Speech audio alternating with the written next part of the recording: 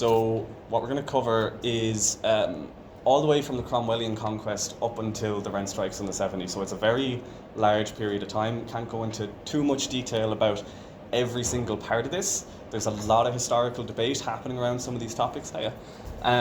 So if I say anything that people might disagree with too much or come down on the other side of the argument, we can talk about it at the end. If you have any questions, you can ask throughout, but if they're longer questions, maybe save them till the end.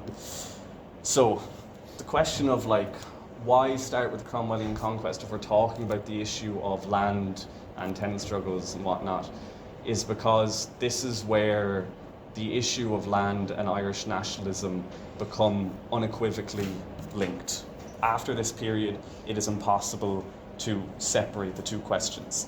Although a lot of the popular narratives of Irish nationalism separate the two, because history so often focuses purely on leaders and political questions and not economic questions and the everyday lives of people, when we really drill down into how the average Irish person was living, their main concern was how are they going to get their food, and what is their autonomy over the land. What concerns an Irish person in the 17th century is not what language they're going to be educated in, because they're not getting an education. What concerns them is their food security, which they do not have after the Cromwellian conquest.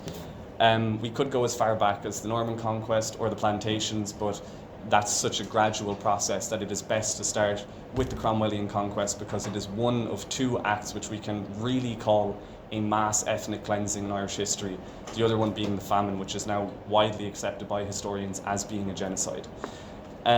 So at the beginning of the period that we're talking about, just before the 1641 Rising, about 60% of all land in Ireland is still owned by Catholics. And after the Cromwellian conquest, in the space of 15 years, this had fallen to 9%.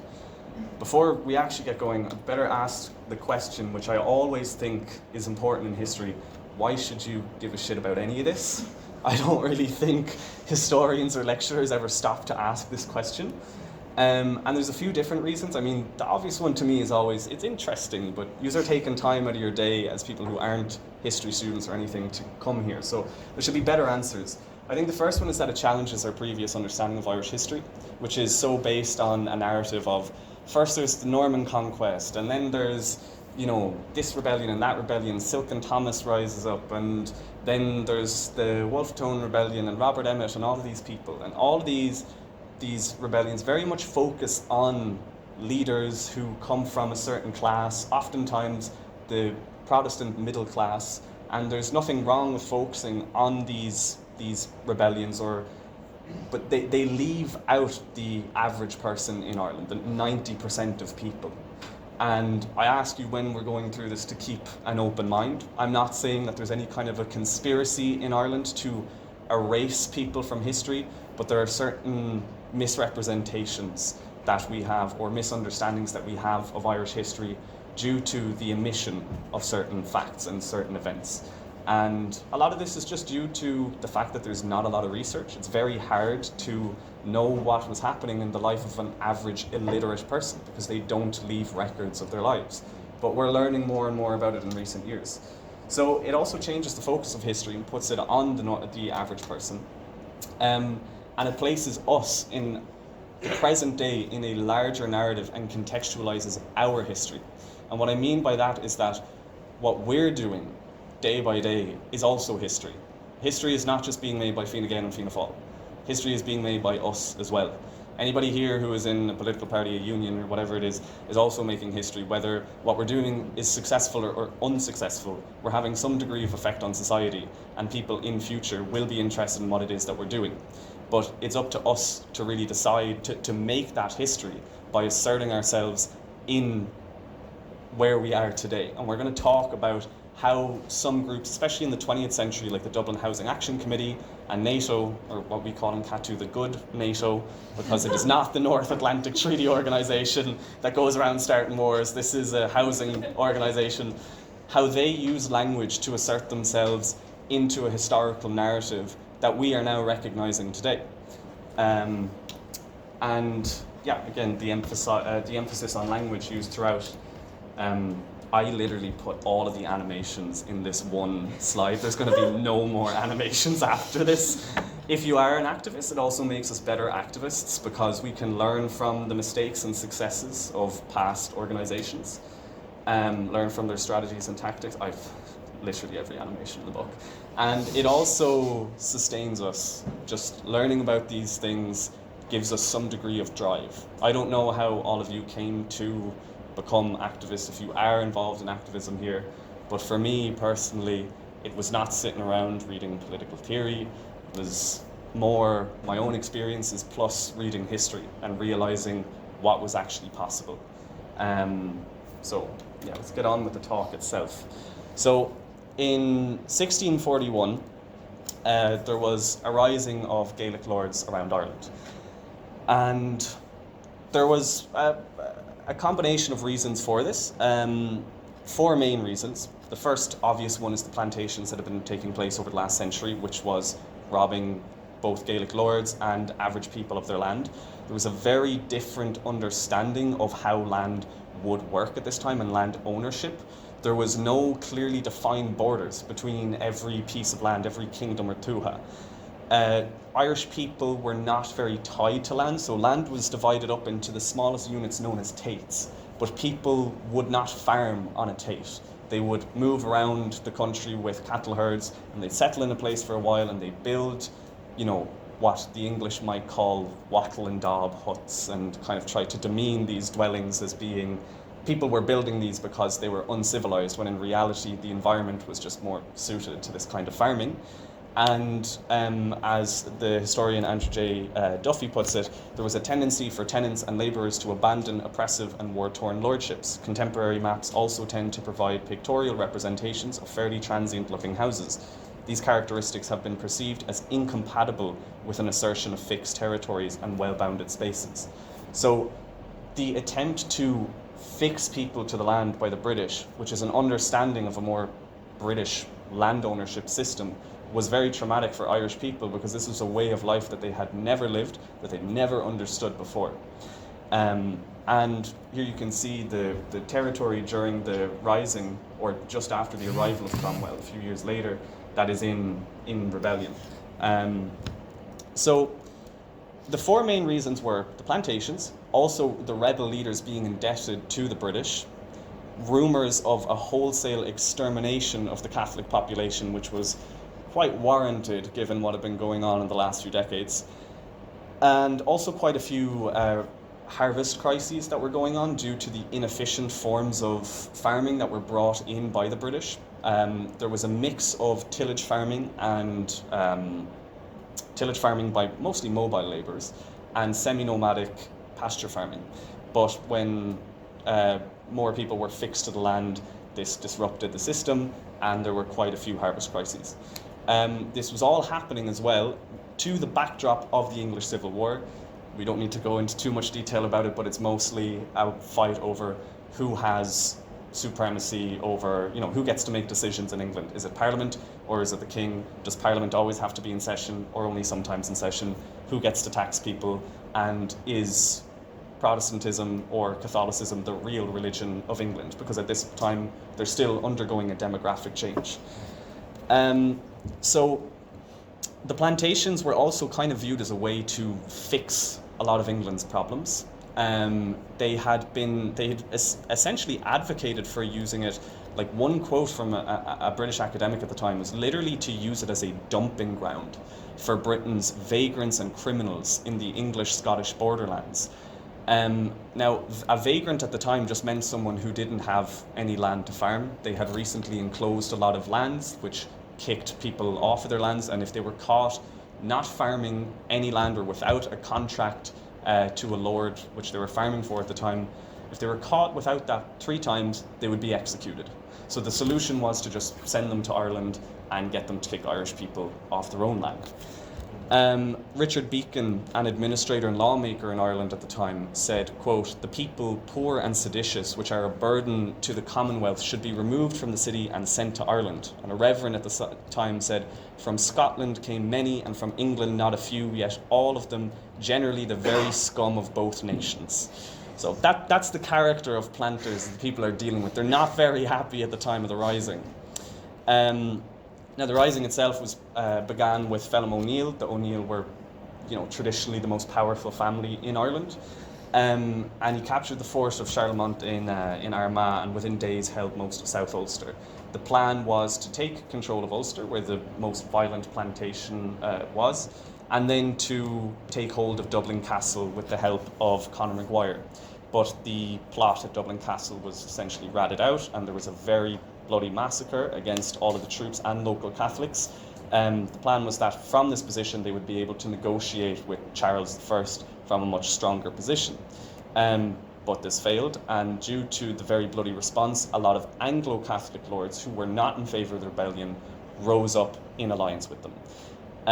This resulted in the formation of the Irish Confederacy, which was a very loose alliance of people with converging and diverging at sometimes interests. Now, the debate about whether this is a popular uprising or an elite uprising is still going on, but we know that a lot of the violence and massacres against plantation owners and against people working the plantations mostly came from lower ranks of soldiers, or sometimes just people who had been forced off their plantations. A massive amount of cattle raids took place at the time because cattle were seen as a symbol of wealth in Ireland traditionally. Protestant Bibles were burned. Some of the Protestant cattle which could not be robbed were killed, and before killing Protestants in public they were stripped naked and beaten. There were, of course, retribution killings on the other side, and English pamphlets distributed in London claim that there were somewhere between 158 and 200,000 planters killed. This is more than the entire population of planters in Ireland at the time, so that did not happen. But somewhere between 4,000 and 12,000 were killed. And most of the evidence that we have is obviously quite dodgy because it was given to the Church of Ireland by Protestants who were encouraged to even give evidence of hearsay. Over 8,000 depositions were given, and some of these depositions were used by Cromwell as an excuse for the massacres in Drogheda and Wexford and a few other places.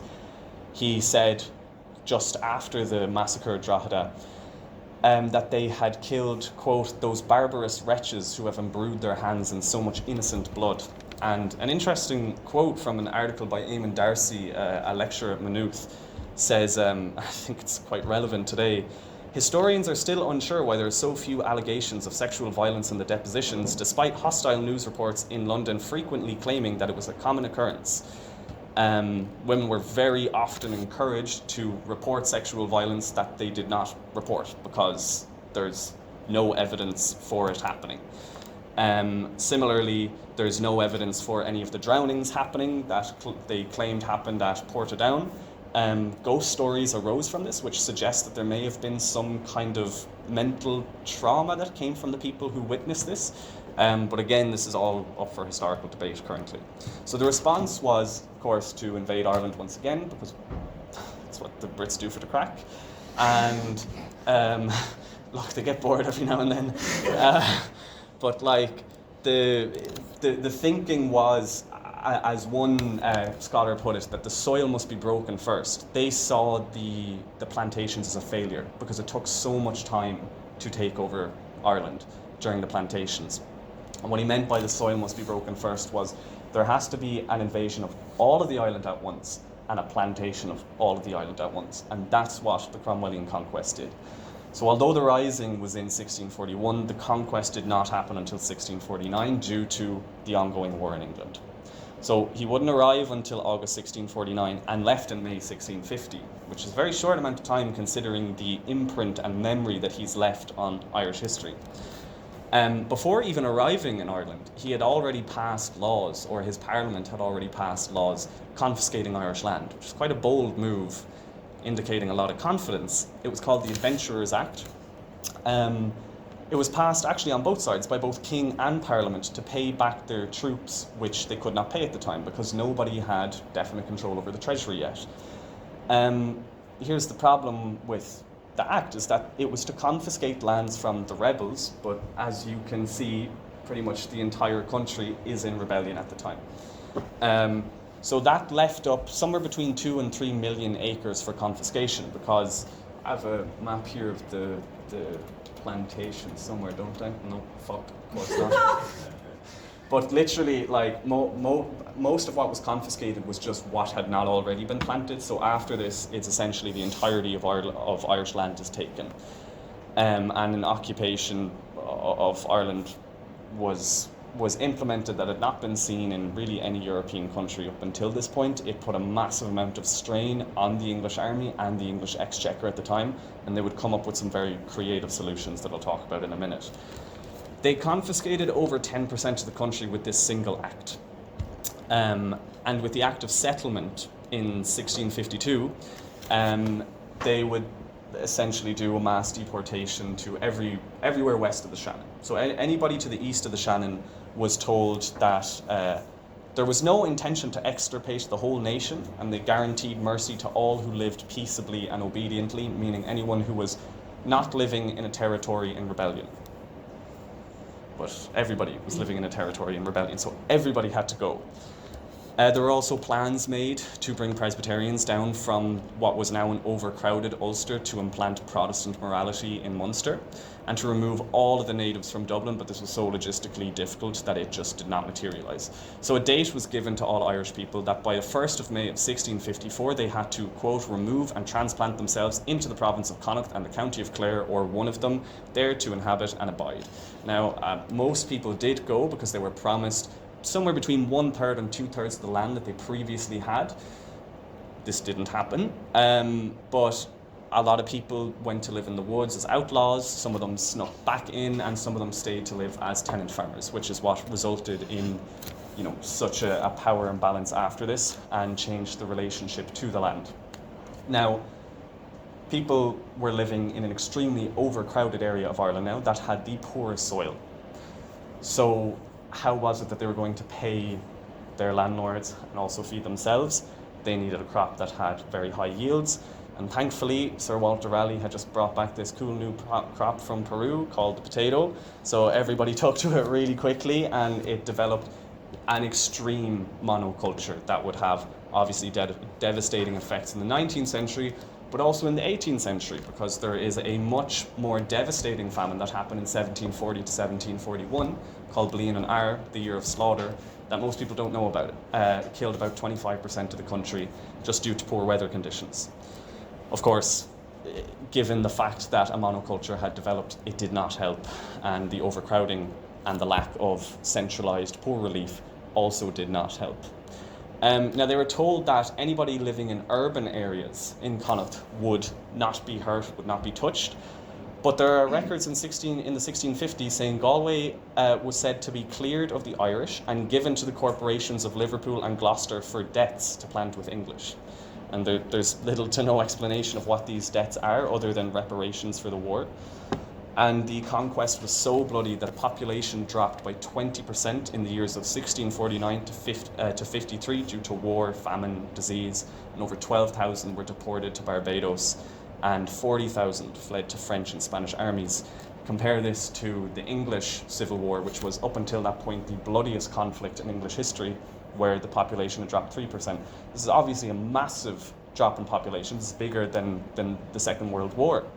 But compare that to 20% in Ireland, and this is, bordering on a genocidal war. There are so many records of massacres happening. I'm sure most people here are aware of the Drogheda massacre, as well as Wexford and Wicklow, not the other way around. And in June 1657, the population is said to have dropped from somewhere around 1.5 million to 850,000, with 150,000 of these being settlers, and Catholic land ownership went from 60% to 9%, and only 5 Gaelic landowners were left in all of Ulster. So the effects were quite serious, especially on housing. 90% of housing in cities was now owned by Protestant lords allied to the Crown, allied to the Commonwealth, which only existed for about a decade and was ruled by Cromwell and his generals. 5/6 of all housing in cities, and 2/3 of foreign trade as well. Woods and waterways were now privatised, which would continue to have an effect up until today, would result in severe ecological devastation, in an inability to create proper housing for Irish people, and Irish people could no longer move without their magistrate's approval, which, as we've seen before, compared to Gaelic society, is a severe disruption to their way of life. And this is when tenant farming would really become a thing. So after this point, given the differences in religion that, the difference in nationality that existed in this rising, for instance, Anglo-Catholic lords and Gaelic Catholic lords rising up, and the massacres committed at the bottom levels of society, class would now become a uniting factor from now on, because the land issue was the biggest issue driving any rebellion against the British Crown. Religion, of course, would come to the forefront as an issue in a lot of ways due to the penal laws, but the biggest effect of the penal laws was really the effect on land, something that's oftentimes overlooked, because when we think of the penal laws, we go, oh, they banned the Irish language, oh, they banned the Catholic religion. These things were, especially the prohibition on religion, was almost immediately scrapped because it was impossible to enforce the restriction on religion. They expelled all Catholic priests. How are you going to enforce that? It's impossible. So within 5 years, they said, actually just come register with the Crown and you can preach. But you can't build your churches beside the road. And then they said, okay, well, you can build your churches beside the road, but they have to be made out of wood, not stone. And they said, oh, well, just do what you want. We're not really arsed enforcing that. What we care about is education in Irish, which they said, no person of the popish religion shall publicly, sorry, this is what it looks like. It's called the Act for the Better Securing of the Government by Disarming Papists. No person of the popish religion shall publicly or in private houses teach, school, or instruct youth in learning within this realm. Which is obviously an attack on the Irish language, because most written records of the Irish language are going to be from the upper classes. But as I've said before, Irish people aren't getting an education. Like, only a very small part of the nobility are being educated. So it had an impact on the language in the sense that it now goes from being a written language to an oral one, but for most people it doesn't matter for their language. It matters to us today because we have fewer written records of the language, but for the people then, what matters to them is the effect it has on land. I just have a quick question. Does anybody know when the penal laws were finally repealed? Pardon? 1770s? Anybody else have any guesses? No? They're finally repealed in 2020. So I'll explain a bit. There's an amendment in 1737 called the Administration of Justice Act, which made English the only language in courts when most of the population was still speaking Irish. But this was repealed in January 2020 in the north, finally allowing court documents to be translated into Irish and people to represent themselves in Irish. So up until that point, that exact act, the Administration of Justice Act, was in force in the north. And it's always a fun little tidbit of history that I love telling people. The first speech was only given in Irish in the north in the Assembly in 2022, and the only reason why they repealed this was to get the executive back up and running. Otherwise, they wouldn't allow it to happen. So, as you'll note, the name of this is actually Disarming Papists, and a big part of the act was banning them from holding firearms so that they couldn't have a repeat of 1641. There were bans on intermarriage, bans on serving in Crown forces, excluded from legal professions and judiciary, ban on foreign education in case they were able to preserve the Irish language, and Trinity was then made Protestant only.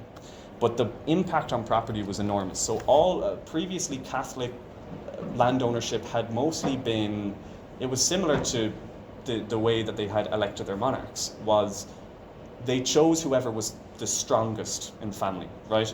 But now after this, they had to divide up land evenly between everybody in the family, which resulted in, especially living in Connacht, where everybody was now crammed together, the land got smaller and smaller and smaller and smaller. They also could not own land at all. They had to lease it, and the leases were a maximum of 31 years. And as time went on, these leases got shorter and shorter. There was no guarantee that these leases would be renewed either. They could not own horses over £5 in value, which meant that they couldn't travel very far. And any conversion from the Church of Ireland to the Catholic Church would result in an immediate forfeiture of all land and the so-called King's Protection, which meant that you could be arbitrarily detained at any time. Now, you can make all of this go away if you just converted to the Church of Ireland. But, of course, a lot of people didn't want to do this because then they would be exposed to more English, a language that most of them didn't understand, and it was seen as a betrayal of their own nation and class. Edmund Burke, infamous conservative, said of this, a machine of wise and elaborate contrivance as well fitted for the oppression, impoverishment and degradation of a people and the debasement in them of human nature itself as ever proceeded from the perverted ingenuity of man. It's a very poetic way of saying that's fucked up. The enforcement was relaxed over time, but particularly on property, this enforcement continued into the late 18th, early 19th century when the RIC was then created. The invention of the RIC and the relaxing of these laws was made so that they could divide people amongst the Irish population along class lines. Now, we hear a lot about this idea of the Protestant ascendancy. We have to kind of question this idea because Presbyterians were also discriminated against under these laws. It was very much to impose the Church of Ireland on Ireland. On top of that, Cromwell's army that was given land by these acts, a lot of them did not want land in Ireland. They wanted money. They were told that this act was going to back up all the debts of the Crown or the Commonwealth, that it would be sold off for cash, and that they'd get money that they were owed. So what they did was they sold up to the higher officers, and the officers stayed in Ireland with their large estates. So within a few years, there were 8,000 to 10,000 landowners that owned virtually all of the country. Over 90% of the land was owned by 8,000 to 10,000 people, and even around about 9,000 of these people were small landowners. So they estimate that roughly 750 landowners owned most of these big estates, and a lot of them were, of course, absentee landowners. The ones that did live in Ireland were still soldiers, normally lieutenants or majors in rank, which made Ireland a very heavily militarized place, and they were required to keep rifles in their homes, meaning that they could come out and crush a rebellion at any time that was necessary. Now, around this time, something that seems like very boring detail but will become important later is that cattle exports are banned in the mid-1600s both to England and to the Caribbean. It's partially to make it a self-sustaining economy in its early years, but also so that it won't compete with English cattle, because this is at the time of the change from tillage to pasture land in England. So we come to our first real rebellion against this order in Ireland. Has anybody here heard of the White Boys? Yeah, I'm seeing people who are in CATU exclusively nodding. Has anyone here heard of the Ribbon Men? Yeah, okay. They're like kind of a precursor to the Ribbon Men in a lot of ways. In previous scholarship, they were analysed as nationalists, but that's been thrown out the window completely. Because what they're really trying to do is rebel against this new order of enclosure, of landlordism, and so on. There's no evidence of them trying to completely overturn the political order in Ireland because these rebellions are quite localised. So this is what they would have dressed like, a bit like Wren Boys. And the White Boy societies start on a local level. They're particularly active in Cork and Tipperary, also in Galway, Clare, mostly the west and the south, where plantations have been going on for a very long time and where tillage land is now being turned into pasture land. So as disease struck cattle in England in the 1750s, the embargo was lifted on Irish cattle, which resulted in a very quick and violent process of enclosure. People were being shifted off their land with guns and bayonets, and as Connolly said of this time, where 100 families had reaped a sustenance from their small farms or by hiring out their labour to the owners of large farms, a dozen shepherds now occupied their places. At this time, the population was also skyrocketing, so there was a massive amount of unemployment. Again, about 8 to 10,000 landlords owned all of the land, and this was just another upset to the land system. People were only just getting comfortable with the tenant farming system as tillage, and now they were being thrown off the land once again.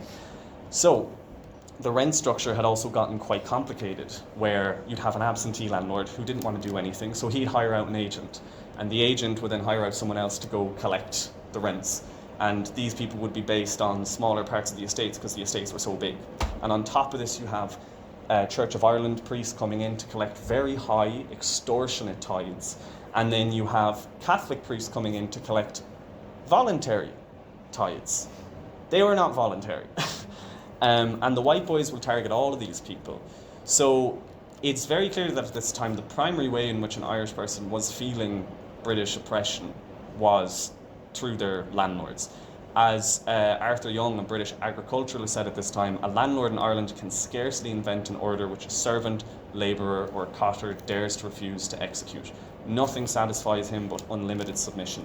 At this time, the most common kind of lease was called a cotter lease, which is somewhere between 1 and 4 acres of land that only lasts for 1 year. So people were living in an incredibly unstable way. So the white boys start a phenomenon known as white boyism, which is used interchangeably with all kinds of rebellions up until the 1810s. And they generally pop up, there's flare-ups of white boyism at times of economic difficulty. So the 1760s is the first one, when the embargo was lifted on cattle, and the 1780s is another one with the population boom, and then once again around the time of the Napoleonic recession. There's a lot of secret rural societies at this time, but this is the biggest one. So they're oath bound. Anybody who joins will be shot if they do not adhere to the oath. They say that in their oath. They're also known as the levelers, I should say, as well, because they leveled fences of previously enclosed common lands.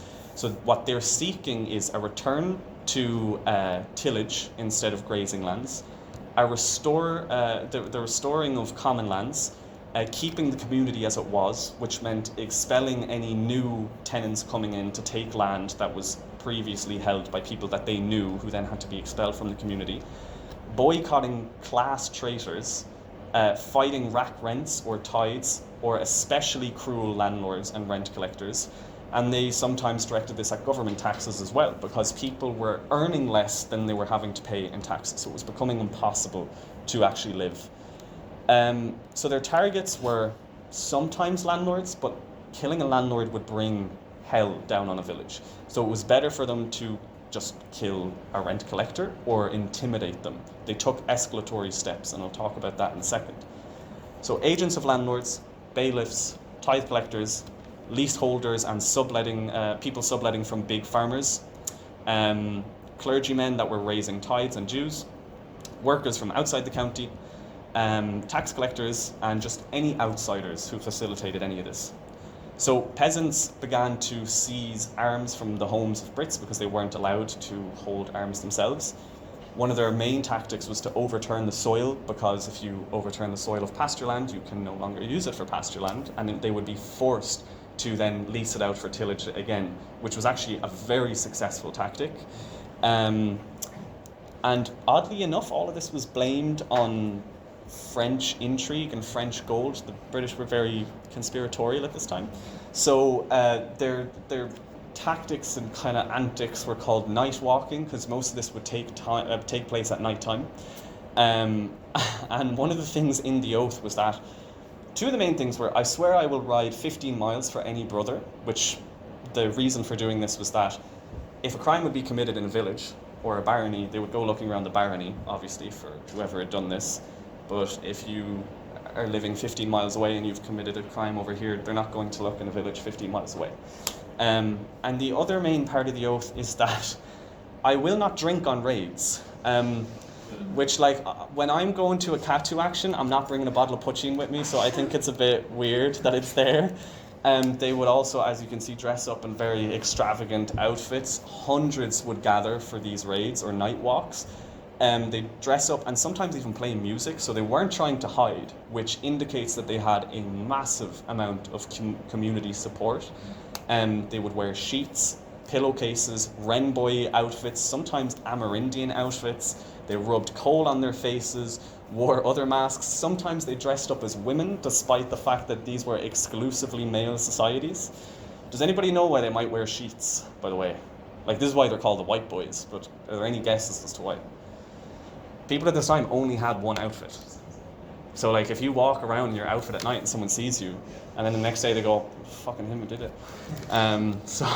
So the sheets were a handy way of disguising oneself at first, but when they realized how much local support they had, they didn't have to hide. There's little to no evidence given in courts by local people against the white boys. Now, this might also be because 20 years before the white boys start, they changed the language of the courts to English. Like, it's impossible for them to even give evidence if they wanted to. The white boys also, if they spotted someone at nighttime who saw their raid happening and they weren't a member, would run over to them with guns and force them to take an oath right there and say, if I break this oath, I will be shot. So that probably also helped. Now, they had a strategy of escalation like most activist groups do today, where they wouldn't go straight to just killing a landlord. Right? They would start with threatening letters, and they'd say, you have this many days to get out of town, or you have this many days to change this grazing land back into tillage land. And then they would put up names of people who had to leave town or had to obey them on the notice boards in town. And they would sign it with Queen Sive, which was meant to be kind of a female embodiment of what it was that they were doing, or a female embodiment of Ireland. Then they would dig fake graves outside their homes or at a junction on the way into town, and they put a cross with their name on it. Then they put a coffin on the road.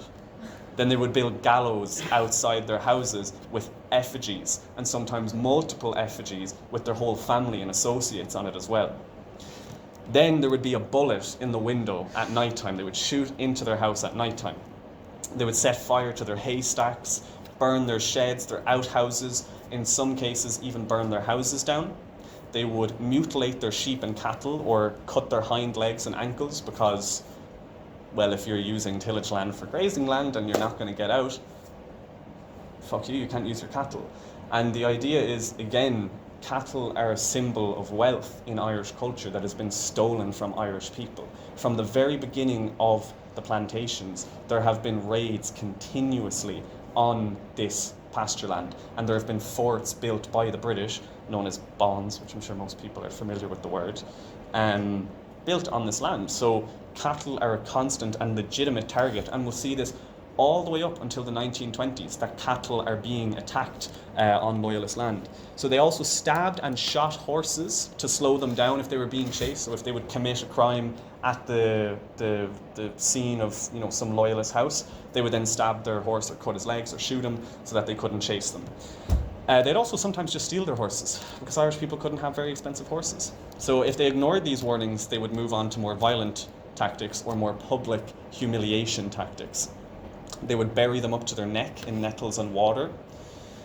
This is one of my personal favourites, they would force them to eat legal documents like the notification of their rents going up or eviction notices in the middle of the town.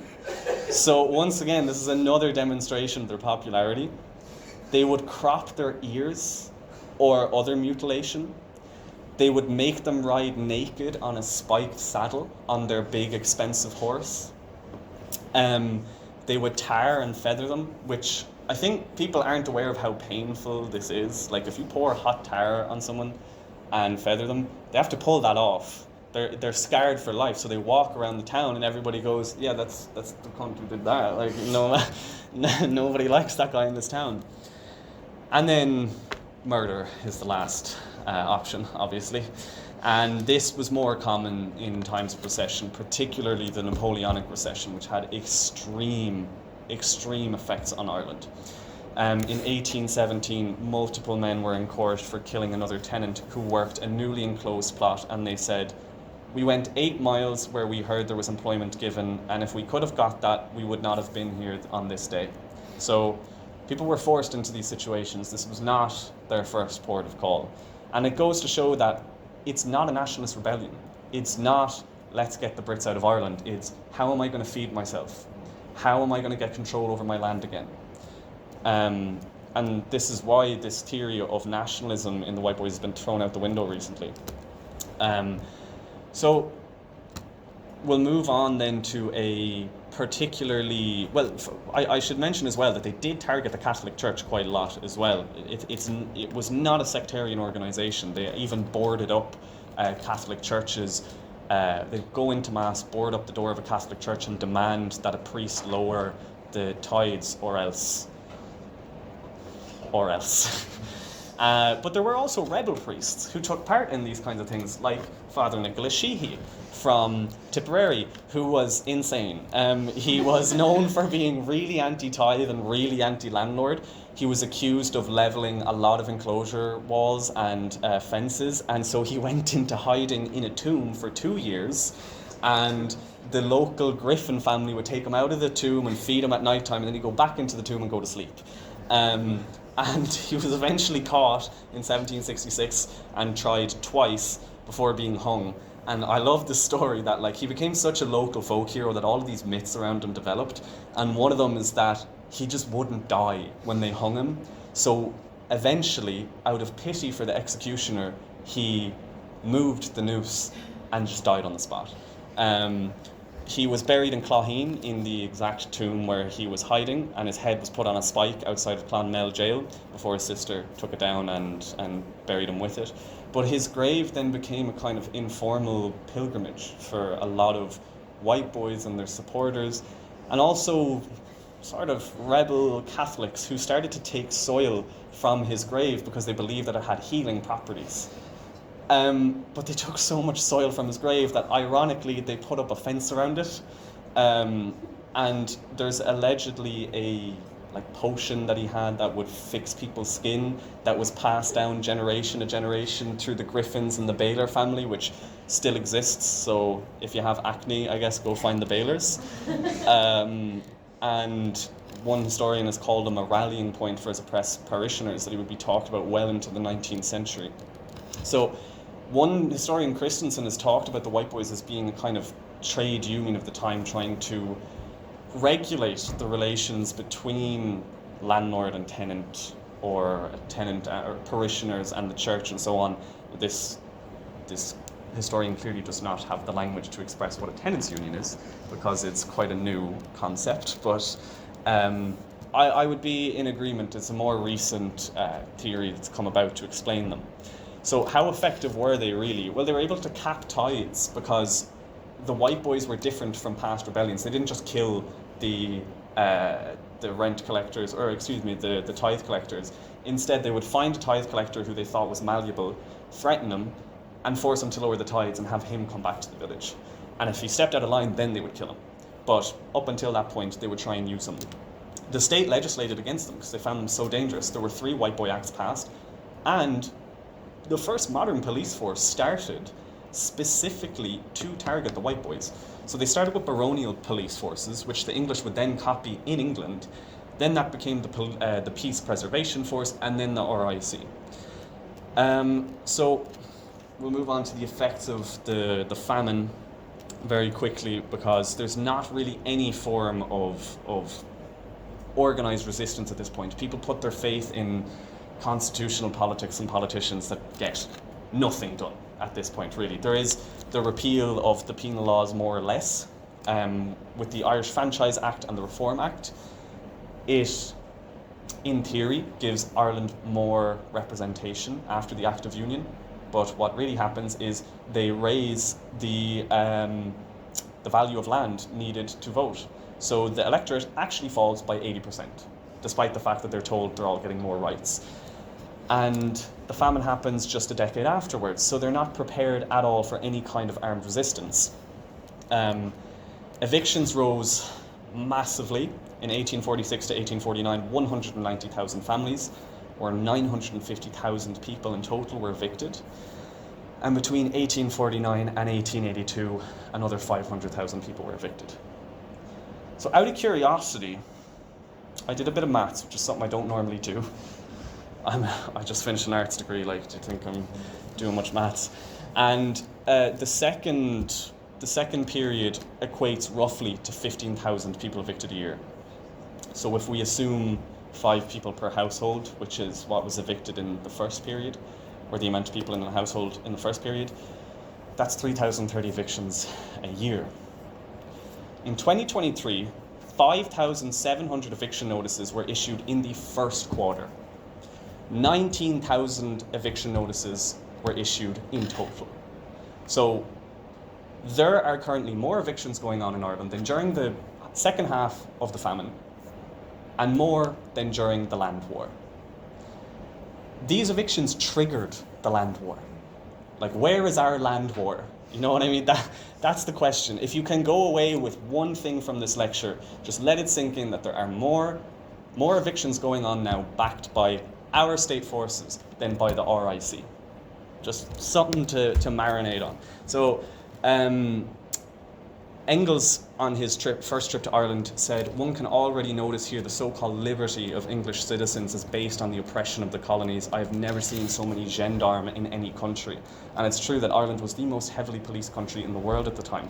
The interesting thing about the famine is that there is a rise in crime, obviously, but the kind of crime changes. So offences against the persons falls massively, but malicious offences against property doubles. Offences against property with violence rises by 50%, and sheep and cattle theft triples. Farmers in the south and southwest ask for armed transport by the RIC, and an important thing to know about the RIC is that it's almost exclusively made up of Catholics. These Catholics are not in it for the loyalty to the crown. It pays very well, and most of the people in the RIC come from poor farming families, who at this point, they're mostly in the west and the northwest, in places like Donegal, and in Galway and in Mayo, where the farms are tiny.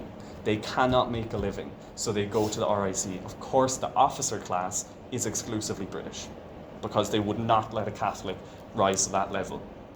At times when the pay goes lower, there's mass resignations. So it's exclusively for economic reasons. But it means that national solidarity breaks down, and class solidarity is all that exists, and this is something that very clearly goes against our traditional narrative of how Irish independence works and Irish nationalism. In one example of how religious and national solidarity has broken down, a young unnamed man, we don't know his name, but we know because the Catholic Church wrote about this, he broke into a church in Sligo during a mass, and he urged people not to pay the rack rents being charged by local landlords.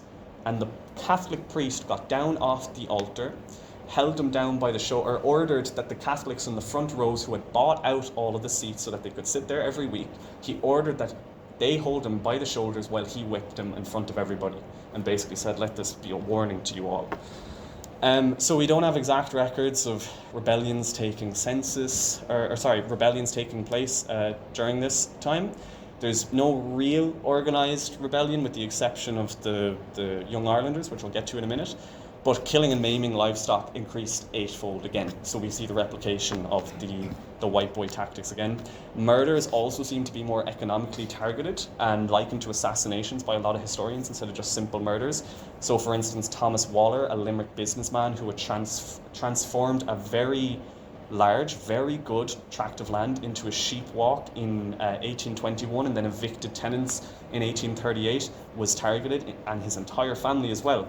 Throughout the 1840s, most of his family would be killed, one by one, beginning with himself. 7 men broke into his house during a dinner and bet him and his cousin to death with a lead pipe, and his wife and his cousin, sorry. In 1846, his brother Alfred was beaten up and told to surrender his newly inherited land, and in 1847, his ploughman was bet to death for obscure reasons. Now, the only real organised rebellion at this time is the Young Irelanders. So, the Young Irelanders occupy a very large place in the popular imagination of Irish nationalism. The thing is, I don't understand why. They were a very secretive organisation, kind of precursors to the IRB and the Fenians and so on, and they mostly communicated through this paper, The Nation. They were liberals, very in line with what was going on in the continent. There was young Poland, young Italy, young Germany, all of these. They were mostly concerned with political questions, not economic questions. There was a faction concerned with economic questions that was sympathetic to the French socialists.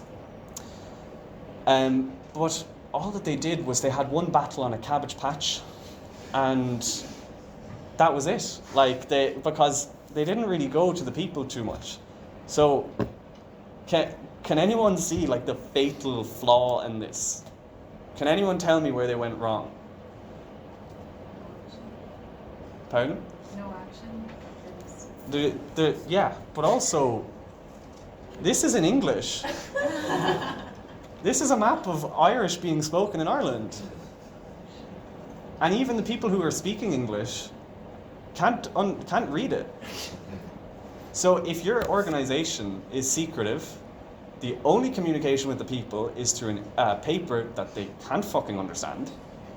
And then 3 days before you have your shootout, you go, let's go guys, and you walk through Cork City and you go, come on everyone, and you don't give them weapons other than a few pitchforks, and you have an army of 100 people about to take on a 15,000 strong police force and 130,000 soldiers. That's not going to work. And they were only concerned with political questions that were so abstract that nobody understood what the hell was going on.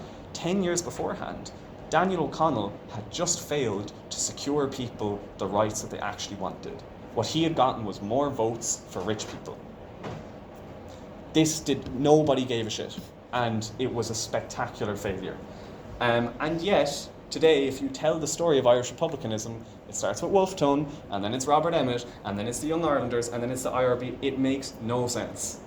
And it's something that still really annoys me, if you can't tell. So, we'll come to the land war now. So the period of land war is kind of hazy, and it's been reassessed recently. So traditionally it was 1879 to 1882, but then that leaves the question, what about the plan of campaign, which is a more radical phase of 1886 to 91? And now this thing's been coming up recently called the Ranch War, which is 1905 to 1911-ish. But then there's also agitations during the War for Independence. So it's why do we keep taking these little breaks in between if there's constant land agitation going on? So this begs the question about language, about the land war. If the authorities recognize constant land agitation as being a part of the same campaign, and the people who have declared the land war see it as the same fight, is it not the same thing? And we'll see how this scares the shit into the authorities and how they consider it as being a part of the same struggle and what that means for us. Although the land war is said to have started in 1879 and ended in 81 in the past, we'll see that in 1923, when the Free State is formed, they try to pass a Land Act in 1923. And they say that this is to put an end to the land war 40 years after it started, or 45 years after it started. So the land war, the people fighting the land war are the children of the famine. Michael Davitt was evicted when he was 5, and he's the leader of the Land League. And it arose out of a need to organise the previously disunited rebellions. So they learned from Michael Davitt and all those people. They looked at the Young Irelanders and they saw those mistakes. And they looked at the white boys and they saw their successes, but the fact that it was so localised was not working. There was now a higher level of literacy in Ireland, better transport, and they'd learned from their past mistakes. So they saw this has to be a nationally united, a national front of this, right? So there had been previous attempts to organise for tenants on a wider scale, like the Tenants' League in Connacht. 40 MPs who were members returned to Parliament, became wrapped up in it, but then they became too concerned with the political questions, as before. Once they get to Parliament, they don't care about stopping evictions. They don't care about any of these economic questions affecting poorer farmers, because to get to Parliament, you have to be rich, normally a Protestant. So there were at this time 137,000 soldiers in Ireland for 3.8 million people. That's a soldier for every 22 people. That is the most highly militarised country in Europe. Ulster was mostly excluded from the land war due to what was called the Ulster custom, where tenancy would be passed from father to son. So although there were still no rights to land, as we said before, there was that 31-year cap, you could be guaranteed you were getting your land or your lease renewed. So they didn't care as much. But the Tenant Right Association persuaded Gladstone to put this into law in 1870. So a number of acts were put into law, a number of land acts, which the people waging the land were mostly found to be insufficient. The first part of the campaign before the war really started was fair rent, fixity of tenure, and free sale. When it was passed, the grants offered to Irish people were not sufficient. It was not enough to recuperate the land, and especially not in the 40-year period before independence. People would basically come to the conclusion that, no, we just need to take our land back entirely for ourselves if we want to get control over our own subsistence. In the first act, fewer than 1,000 grants were given out. People fell into debt again, and they had to pass more and more acts to give people more and more loans to buy. They were basically taking out loans to pay the loans that they were given by the government, and it was just a debt trap in the end. So there was a rise in agrarian crime once again as the economy declined in the 1870s after a string of bad harvests that resulted in Umgerta Biog, the small famine, in 1879, which caused mass defaults, non-payments of rents, and an uptick in crime. Now, these mass defaults went from being an inconvenience and hell for the people to being a tactic. It became a way that they waged this war. So the Land League was founded the year of that famine, in 1879. And it opened hundreds of branches across the country within a year. There was mass participation, which is in contrast to the nationalist organisations, which were secretive. You stay at home, we'll do it for you, you just give us some weapons every now and then. And it was recognised by people like Parnell, who were a part of these more elitist organisations, that this stuff is really successful, we need to hitch our wagon to this, and that's what gave rise to the New Departure, the alliance between the Irish Parliamentary Party and the Land League. This would result in a moderation of the Land League because strong farmers would come to control it, but when they would be expelled from it, it would become more radical once again. Even during its more, moderate period, there was a lot of violence being committed by some of the more radical people, and there was still mass non-payment of rents, boycotts, and so on, up until 1881. So one example of during its moderate period, when there was a lot of not so moderate things going on, is in January of 1880, just after they had started. A mob of 700 attacked process servers with blackthorns and stones on an estate in Carraroe. So the RIC were called in, and they assaulted the crowd with bayonets and gunfire, and they were forced to retreat to their barracks and abandon evictions on that estate for months to come. And this would make the RIC basically the main enemy of this campaign. And from then on, the RIC would be harassed for nearly a decade, resulting in mass resignations, and they had to literally do patrols of over 16 hours in the rain. Also, the RIC weren't being fed very well at the time because there was a famine. And in a retrospective report by the British government, they reckon that roughly 10 years had been knocked off the life of every RIC officer due to the strain put on their bodies. And a few hundred RIC officers were killed during this. So although in 1881 they became more moderate again, people would be ready to pick up arms when the more radical period came. So what are the tactics and strategies of the Land League? Boycotts, obviously. This is where we get the name boycott from, is from this period. Non-payment and defaulting. Eviction resistance using garrisons set up by ex-Fenians.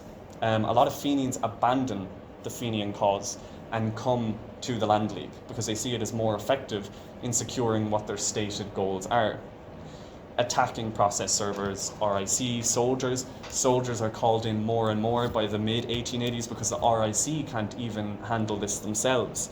Physical violence, shootings with the use of what they call shamrock rifles, which were imported from the US. They're stamped with shamrocks on the butts of them by the Fenians in the US. The Irish Americans always have to be the most Irish, right? They used Greek fire, which is like a literal medieval weapon like napalm. They also used something called stirabout, which is a mix of water, cornmeal, tar, and lime. So people during eviction resistance would sit upstairs, and when the RIC and process servers would come, they would pour pots of this onto them, and it would scald them and leave them out of action for months at a time. Now, the more radical, violent part of this campaign were known as moonlighters. They imitated the white boy tactics of night walking, they burned stuff down, mutilated animals, agrarian crime shot up because of them in 1879. They went from 864 incidents to 4,500 in the space of 2 years, including 272 shootings. They violently enforced boycotts, so anybody who did not adhere to the boycott could expect a knock on the door from the moonlighters, and they became the dominant force during the Plan of Campaign, which took place in the 1880s and 1890s. What was the Plan of Campaign? Basically, the failure of the Multiple Land Acts resulted in a second phase of the Land War, from 1885 to 1891. They picked out the 200 biggest estates because they went, let's stop focusing, let's stop this unfocused campaign, and let's take the biggest, most heinous landlords that we want the land back from. So they picked the 200 biggest estates, try to force them to sell it.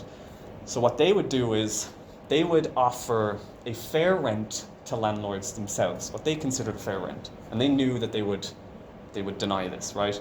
They had previously done this through something called the land courts. The land courts is basically the RTB, right? You go and try to get an arbitration, and then they come down on the landlord side.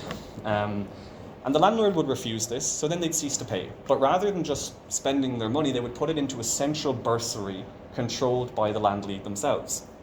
That way, if extra support was needed for a tenant, or if in the end they were forced to pay because their campaign failed, all the money would be there. So they would not, fall on such hard times. And due to the national organisation of this, it meant that they could direct funds wherever they needed to. They had a massive budget. So they were able to coordinate national level non-payment. And as a result, the landlord's debt grew massively because of this national coordination, and financial institutions in England wouldn't lend to them anymore. So they were forced to sell. And even though they were now more willing to actually adhere to the land acts that had been passed, which were a little bit more favourable to tenants, but they sold them under even more favourable conditions. So we come to, I'll have to kind of rush through this part, the big house burnings, which is kind of taking on a more important place in Irish historiography recently. So in the few years before the War for Independence, there was continued land agitation. It was an extension of the Land War. It's known as the Ranch War, and it was due to the extremely messy estates in the West. You had farmers where, for instance, where's the example of this Mayo estate? You had like 14 acres of a farm spread out across 11 different farms that one tenant would work. So they would be running all around all day trying to farm their land, and it resulted in a massive amount of land agitation. But there's not a lot of sources on it right now. So the big house burnings started the month that the War for Independence started. It is really just an extension of the Ranch War, which is just an extension of the Land War, which is why I consider it all to be a part of the same fight. These big houses, they started raiding them for arms, and then they would burn them when they left, because essentially this is the footprint of the landlord, of the loyalist. The two are one and the same. They cannot be separated. As much as some historians, or as much as some people who think they know their history would like to do so, they are one and the same. So by spring 1920, the IRA had completely destroyed 500 barracks in the countryside and could move about freely without RIC interference, allowing these burnings to take place at a very rapid rate. By the end of the War for Independence, they had destroyed 250, and about 40 more would be destroyed during the Civil War. In June 1921, Lord Dunraven complained in the House of Lords, quote, there is in Ireland today absolutely no protection for life or property. Honest, decent citizens, loyalists, have no protection and are not allowed to protect themselves, meaning they can't shoot them because they don't have rifles anymore. And the burning of the big houses were viewed as symbols of loyalism, and thus the burnings were seen by many volunteers as an important step in the process of decolonisation. Terence Dooley calls this the physical destruction of the footprint of the coloniser. He's the best historian on this, he's brilliant. And Tom Barry recalls his childhood, during which he hated the big houses, saying, he says they were the place in which lived the leading British loyalist, affluent in its many acres, enclosed by high domain walls. These were the conquerors who demanded subservience from employees and tenants alike. So it goes to show that still in the 20s, these questions of land and independence are one and the same. They cannot be separated. I'm sorry to harp on about the point, but really it's just the fact that this has been ignored in Irish historiography for so long that it needs to be driven home. And this begs the question of how much land was really put back in the hands of Irish people after independence. And the answer is not a lot. At the time of independence, 2 million acres remained completely unworked, despite the overcrowding in the West. How independent did Ireland even become as a free state? Well, naval bases were still kept by the British until 1938. Fisheries were still privatised and owned by British landlords. Land ownership by the Brits, they weren't forced to sell their estates, at least not until the 1930s. The redistributed farms were also a mess. This is the example, one townland in Mayo was 274 acres, with 27 tenants possessing 250 separate plots. This meant that one tenant had 14 acres of poor land in 11 plots spread out across 4 miles. This is unworkable. So this extremely complex nature of the land issue meant that the 1923 Land Act, which they said was meant to put an end to the land war, was being dealt with by a class of people who had never worked land in their life. They had no idea what they were doing. Even if they did have good intentions, they could not solve this problem.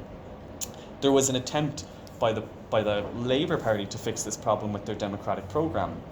Labour had struck a deal with the Irish Parliamentary Party and Sinn Féin that we won't run in the 1918 elections. You two can fight amongst yourselves. The people will pick, do they want home rule or do they want a republic? And in exchange, we'll write an economic programme and you'll accept it. Now, this programme was dismissed by the Minister for Justice as mostly poetry once they had accepted it, and none of it was implemented. They had called for common ownership of land, waterways, natural resources, agricultural tools. Private property was to be subordinate to the public right and welfare, but none of it was introduced. And so the CPOs weren't used, the land remained a mess, and this would come back to bite them in the arse in the 60s and 70s. In February 1964, the Earl of Middleton, who still existed, announced his intention of selling up the entire town of Middleton, which would have resulted in the eviction of 2,700 people. And so local volunteers from a few different groups, the Connolly Youth Movement included, the IRA, mostly the IRA, led by Mux Jafon, led a campaign to get a CPO on the whole town where people could then buy back their land at an affordable rate. They distributed pamphlets saying every town in Ireland should be the property of the people who live in it. No town should be condemned to live or die in the manner ordained by an outside body, whether in London or in Dublin. And so a combination of a 2,000-person march in Cork City with boycotts and threats resulted in victory. Promise I'm almost done, by the way. And also there was, at this same time, by the way, this ownership of land in the 60s and 70s by so many British lords was common, especially by the waterways. And the IRA, which had disarmed in 1962, started leading these mass campaigns to repossess this land by both British lords, the Irish Fianna Fáil politicians who bought so much of this land, and to repossess the waterways. So the National Waters Restoration League was founded by an IRA volunteer in his laundry room, and it had very high rates of Republican and IRA membership in Galway. And the reason why they chose Galway was that people in Galway could not fish in the sea in Galway. They could not fish by the Claddagh. They could not fish in most of Galway. They could not fish beyond what they called the King's Mile, because it was still owned by the British gentry since the Cromwellian conquest. And this is what I'm saying when there was a reconfiguration of the relationship to the land and private property ownership all changed with the Cromwellian conquest. So they just decided to do mass civil disobedience, because if you have 1,000 people come and illegally fish, what are you going to do? You can't get rid of those people. So there were 12 fish-ins in the first 6 months of 1967, and people would gather around to watch. One event was attended by 1,500 people on a part of the Boyne owned by a British Major General. And they then started intentionally targeting Fianna Fáil politicians as well, to show that this is not just about the British anymore. Our own politicians are doing this to us too. So they occupied Lismore Castle as well, which belonged to the Duke of Devonshire, and flew the Starry Plough over the battlements, and they occupied Slane Castle as well, which was stormed by the Gardaí. Fianna Fáil senator protested to part of this land being fished on, saying that his family took the Jacobite side in 1641, so it was okay that he owned all this land. And the League responded that fisheries were held commonly before the Cromwellian conquest, and they would protest, quote, whether the owner be a senator or an absentee landlord, a Duke of Devonshire or a native aristocrat. And they did the same thing on estates owned by the German Duke of Mecklenburg and other Fine Gael politicians and so on. But the final and really interesting part to me, which is most relevant to CATU, is the housing crisis in Dublin in the 60s. So the Dublin housing crisis started as a result of, firstly, just basically no social housing was built after the foundation of the state, and thousands of families, including my own parents, were living in very dangerous tenements. My dad slept in a drawer till he was 3. So the Griffin Barracks collapsed, killing, I think, 3 people in the mid-60s, and there was so-called tower block mania at this point, where they would just knock down housing and build office blocks there, because this was economic development. Does this sound familiar? Does this sound like a bunch of fucking hotels being built in Dublin when we need housing?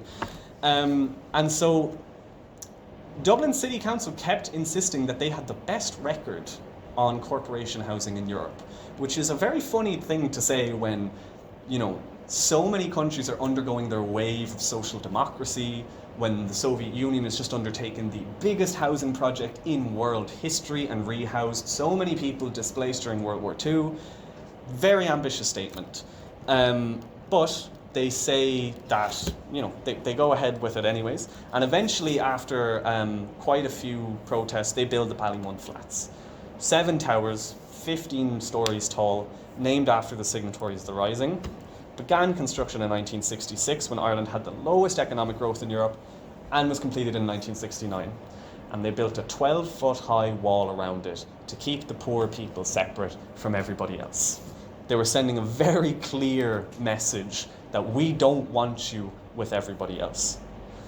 Now, the plan was that they would pay according to their income, but instead they introduced what they call the B-scale system. And you can read about all of that in this, right? Fucking plug in our stuff. But the B-scale system was introduced the year that they finished the flats. And it took into account overtime, bonuses, welfare payments, and income of the tenants' children as well. So by this point, as one of the members of the Kilmore Tenants Association said, it was taking a lot of your wages, I think hitting you for about a third. Rates were around at that time that went in on top of your rent, and things were very tough. So other frustrations included spiraling rent, a total lack of facilities. There were no shops around the Ballymont Flats. You had to walk 45 minutes or an hour. And difficulty acquiring houses from the tenant purchase scheme, which was introduced in 1966. Should also say the crime in this area was through the roof because they were so separated from the other facilities in the area. There was no sense of community, very intentionally, and the council wasn't looking after the flats. My parents got a flat there, not through the council, but through basically a gangster that was living there. It was a shit show.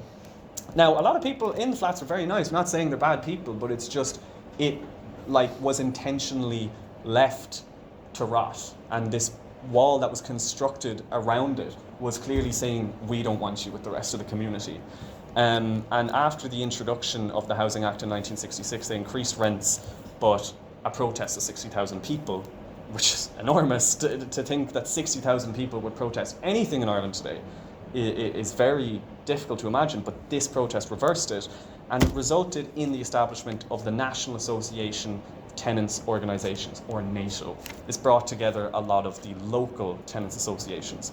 The biggest one in this was the Dublin Housing Action Committee, which had a lot of IRA members in it as well.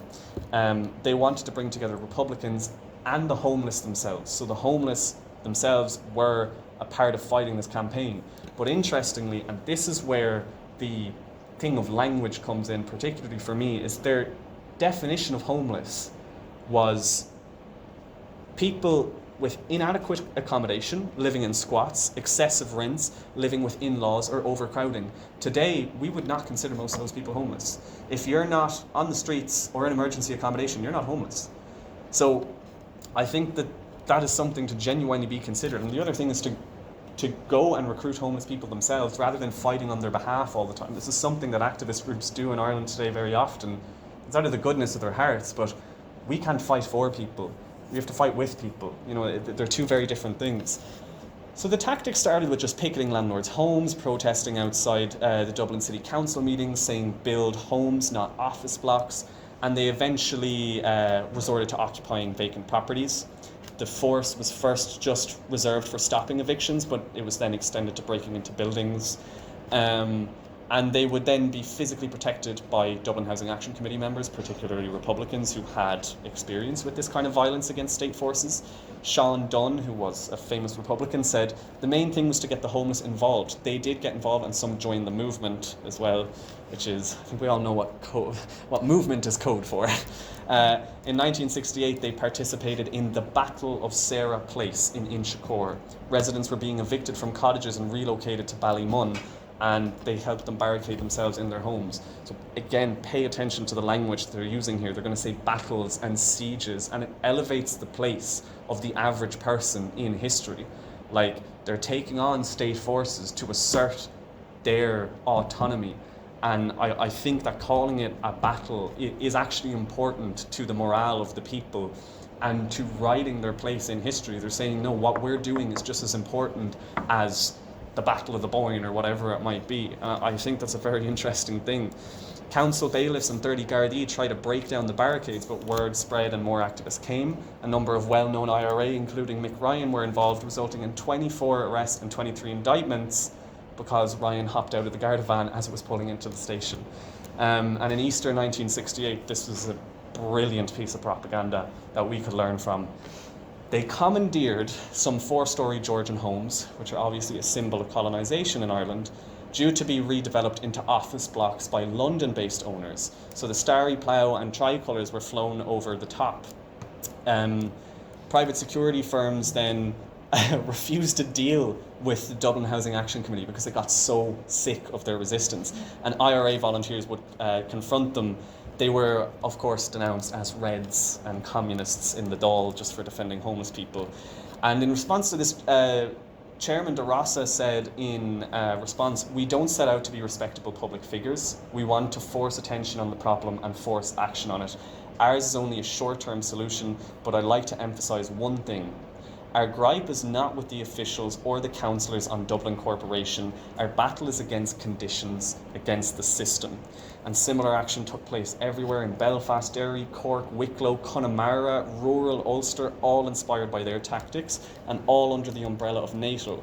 1969 was a massive year of upheaval. There was a 2,000 strong protest in Dublin that resulted in a running battle with the Gardaí on O'Connell Bridge. Cork housing activists disrupted a Fianna Fáil dinner with Jack Lynch, the Taoiseach at the time, and the next week 9 members of Cork Housing Action Committee were arrested for occupying the City Hall. Outside De Valera's 50th anniversary Dáil speech, 3,000 people protested. That day, the Labour Party pledged its allegiance to socialism and against coalition. They would break this promise. Shocking, like, wow, they definitely didn't fucking do that recently. NATO began planning rent strikes in 1970. They had 2 short-lived ones in 1968 in both Drogheda and Kilkenny, but in 1970, thousands withheld rents in Ballymun and Cork. The next year, Kilmore West in Coolock, where my parents are from, voted to stop paying rents in 1971, and this spread to the rest of Dublin in 1972 when they tried to raise corporation rents again on people with fixed contracts. Protests took place which included the burning of rent increases, and this is all in the documentary, it's really cool, on the steps of the Mansion House. The government chose to take drastic action, calling 250 Gardaí to the site of one eviction for one old couple. And one tenant recalls the eviction, saying of the Gardaí, they were animals, 3 deep they were in some places, and they bat and charged us, so we ran away. And this one is called, they actually reinstated the members into this house. They got them back in and called it the Siege of Cromwell Court, and it gave them a huge morale boost. And by 1972, They had coordinated simultaneous rent strikes in Cork, Limerick, Waterford, Galway, Kilkenny, Drogheda, Dundalk, Shannon, Newmarket-on-Fergus, Tullamore, and way more towns in the Midlands.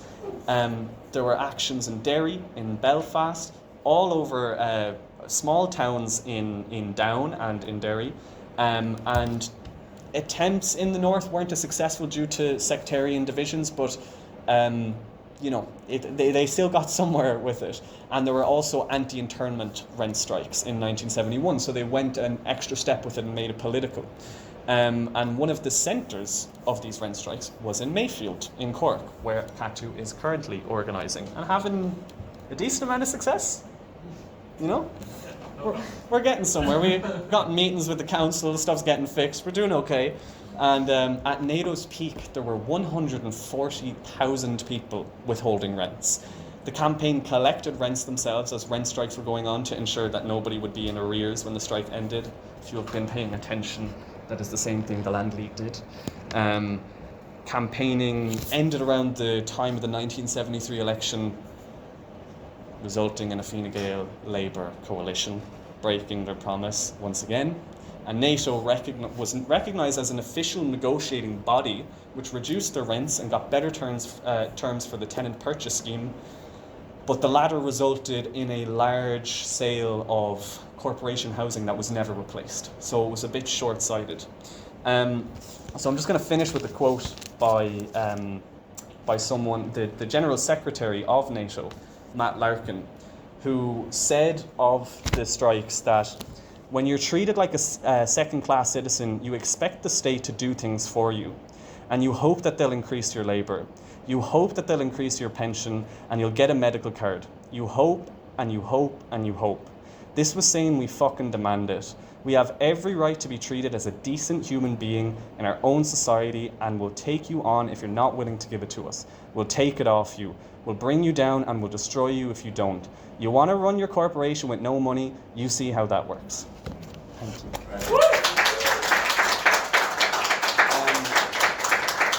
you. New tenant is this. The other one at the bottom is this, which I've already talked about, Ireland, Colonialism and the Unfinished Revolution. Get the 2023 version, the second edition. It's a lot better. It's got very necessary corrections and updates. As kind of a counter-history, like a more materialist analysis of Irish history that have been going on about, Labour in Irish History by James Connolly is great. The things he says about Gaelic Ireland are bullshit. Don't believe it. Gaelic Ireland was not a perfect socialist democratic paradise. There were monarchies. It is what it is. This one by Brian Hanley and Scott Miller is one of the best histories of the IRA, the official IRA ever, and it gets very much into the Dublin Housing Action Committee, into the civil rights movement, into all of these things.